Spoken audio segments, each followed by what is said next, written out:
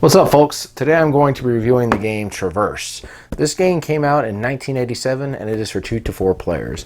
Now this game is called Checkers Gone Wild, and the object of this game is you're going to be trying to move 8 of your pieces to the opposite side of the board. You've got 4 different types of pieces that each have different movement rules, and I will go ahead and show you how this game works. Okay everybody, let's go ahead and get started. We'll start with the game board. As you can tell, this has a checkers chess feel to it with the grids and everything. And you have 4 different goal lines that are different colors. You got green, blue, orange, and purple. And you also have 4 different types of pieces that you're going to be using. And I'm going to talk about the movement rules here in just a little bit.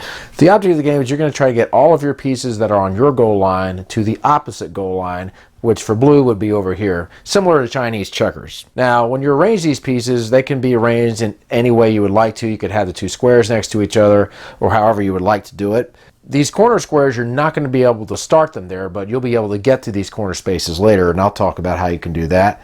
And of course, the diamonds and the triangles, which are these, they just have to be pointed forward. Now here are the pieces in the different directions. We'll start with the square.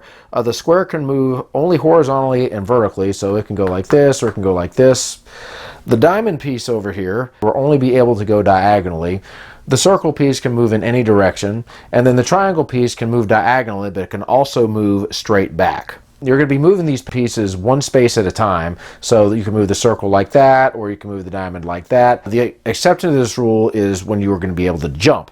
And that just simply means, like, if you happen to have a piece over here, you could use this piece to jump over it. And if there was another piece of an opponent's or something like that, you could do a double jump from here to here. And you could basically do that as much as you would like to, so long as it follows the piece's movement rules. Now, a couple of other movement rules. Pieces cannot occupy the same space. You can only end a piece in a starting row if you have not yet left the starting row. So, for example, if you wanted to end up moving over here, you would have to already be in the starting row in order to get your piece over there, and you could do that by jumping or just by moving it across.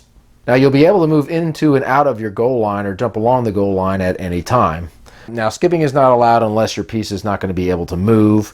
Now, in order to be able to jump into the corners or into anybody else's starting row, you will just simply have to move out, the piece out. So an example would be this. Let's just say we had a setup like this. The diamond could go like this, and then like this, and then like this. It just would not be able to end up over there. But you could do the same with the corners. The corners are basically going to be used to help somebody jump. So another example would, let's just say you happen to have the square over here. You could have the square go like this into the corner, then here, and then here, and then here. But again, you just won't be able to end your turn into the corner. So basically, that's the way the game works. You're just simply going to be trying to move these pieces. You're going to be jumping other pieces. And the object of the game is simply to try to get all of your pieces into the opposite row. And that, folks, is the game Traverse. So my final thoughts on Traverse. Well, if you are a fan of checkers and chess and Chinese checkers, I definitely could see you liking this game. I find it more challenging than Chinese checkers simply because the movement rules are different. And it's a pretty simple game to learn. It's obviously a variant of another game. They've just kind of improved a few things and just added some movement rules and stuff.